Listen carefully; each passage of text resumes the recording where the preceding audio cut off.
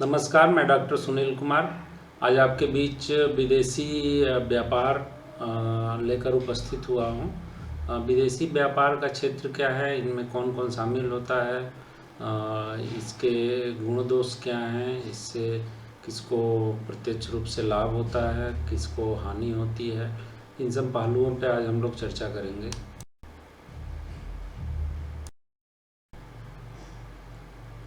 व्यापार वस्तुओं व सेवाओं के क्रय विक्रय की प्रक्रिया है। जब व्यापार किसी राष्ट्र की सीमाओं के अंदर ही किया जाता है, अर्थात क्रेता और विक्रेता एक ही राष्ट्र के निवासी होते हैं, तो इसे घरेलू या देसी व्यापार कहा जाता है। यदि व्यापार दो विभिन्न राष्ट्रों के नागरिकों के बीच या मत संपन्न हो और ऐसा व्यापार विदेशी व्यापार कहलाता है। विदेशी व्यापार में क्रेता किसी एक राष्ट्र का होता है और विक्रेता किसी दूसरे राष्ट्र का होता है। और विक्रेता चाहे तो वो व्यक्ति के स्थान पर किसी संस्था को भी रख सकता है, विक्रेता और क्रेता दोनों की तरफ से, जो कि इस क्रय विक्रय के कार्य को संपन्न करवा सके। विदेशी व्यापार दो या दो से अधिक राष्ट्रों के बीच संपन्न हो सकता है। शायद इसीलिए इसे अंतर्राष्ट्रीय व्यापार भी कहा जाता है। विदेशी व्यापार की अगर हम कुछ विशेषताओं को देखें तो सरकारी अनुमति व देखरेख के अंदर ये सब क्रियाएं संपन्न होती हैं। विदेशी व्यापार अर्थात आयात निर्यात हेतु सरकारी अनुमति आवश्यक है। बिना सरकारी अनुमति के किया गया व्यापार अवैध होता है और इसे स्मगलिंग तस्करी की संज्ञा दी जाती है। विदेशी व्यापार सरकारी देखरेख में सरकारी नियम के अनुशासन के अधीन संपन्न होता है। दूसरा है कि वस्तुओं का आदान प्रदान विदेशी व्यापार में क्रय विक्रय आयात निर्यात जिसको हम कहते हैं होता है, और इसमें वस्तुओं का आदान प्रदान होता है और आयातकर्ता द्वारा निर्यातकर्ता को मूल्य का भुगतान। विदेशी व्यापार के क्षेत्र को अगर हम देखें तो इसमें वस्तुएं सेवाएं और विदेशी विनियोग शामिल होती हैं। वस्तुएं जो है वो विदेशी व्यापार की प्रमुख मद होती हैं। वस्तुओं जो कि सीधे सीधे उपभोग योग्य हैं या प्रसंस्करण द्वारा उन्हें उपयोग योग्य बनाया जाता हो या जा सकता हो। वस्तुएं उद्योग अथवा व्यापार के उपयोग योग्य भी हो सकती हैं। कच्चा माल, उपभोक्ता वस्तुएं, औद्योगिक वस्तुएं, मशीन वस्तुओं के उदाहरण इसमें सम्मिलित किए जा सकते हैं। अगर हम सेवाओं को देखें तो विदेशी व्यापार में वस्तुओं का ही नहीं बल्कि सेवाओं को भी आयात निर्यात किया जाता है। बैंकिंग, बीमा, परिवहन बीमा, व्यवसाय, होटल बिजनेस, चिकित्सा तथा अन्य शिक्षा, तकनीक एवं प्रौद्योगिक सेवाओं का भी व्यापार होता है। विदेशी विनिवेश के बारे में अगर हम बात करें तो आज पूंजी भी वस्तुओं एवं सेवाओं की ही तरह विपणनशील हो गई है और इसलिए विदेशी व्यापार का मद है। निवेश के दो स्वरूप इसमें विद्यमान है, जिसमें विदेशी प्रत्यक्ष निवेश तथा पोर्टफोलियो इन्वेस्टमेंट। विदेशी व्यापार के लाभ को अगर हम देखें तो विदेशी व्यापार के जो सबसे बड़ा लाभ है वो है आयात व निर्यात करने वाले देशों का। आयात करने वाले राष्ट्र को जो लाभ होता है उनमें है उपभोक्ताओं को उपभोग हेतु नाना प्रकार की वस्तुएं बहुत आसानी से उपलब्ध हो जाती हैं। विदेश की वस्तुओं से उपभोग से उपभोक्ता को जो है वो मनोवैज्ञानिक लाभ प्राप्त होता है।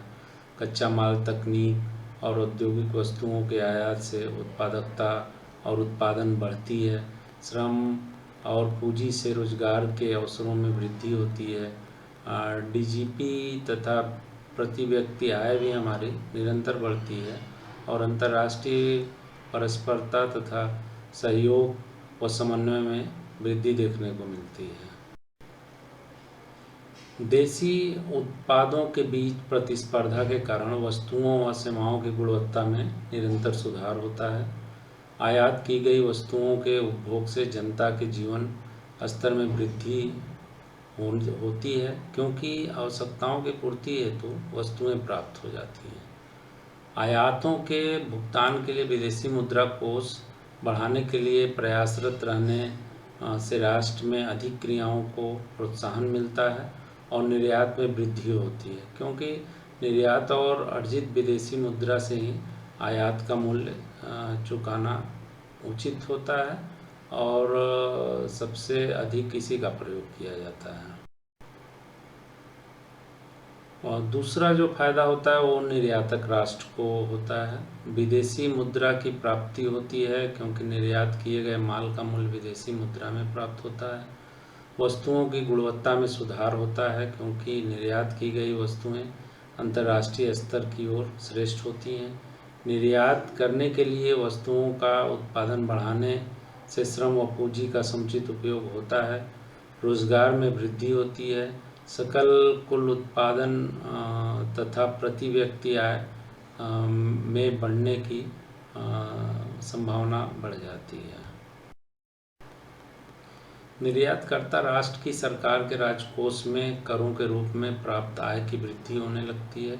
निर्यातकर्ता राष्ट्र के उन सभी राष्ट्रों से अच्छे संबंध स्थापित हो जाते हैं जिन्हें निर्यात किया जाता है, अतः परस्परता और अंतर्राष्ट्रीय सहयोग में वृद्धि होती है। विशिष्टीकरण पर आधारित श्रम विभाजन के लाभ भी प्राप्त होने लगते हैं। द्विपक्षीय एवं बहुपक्षीय समझौतों के आधार पर आर्थिक, सामाजिक एवं राजनीतिक संबंधों का विस्तार होता है।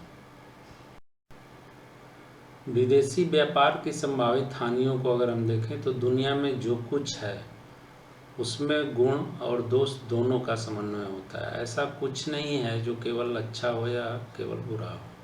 विदेशी व्यापार के संभावित दोष या इसकी हानियां जो हैं उसकी चर्चा करें तो एक जो सबसे बड़ी बात आती है सामने वो है अति उत्पादन का भय।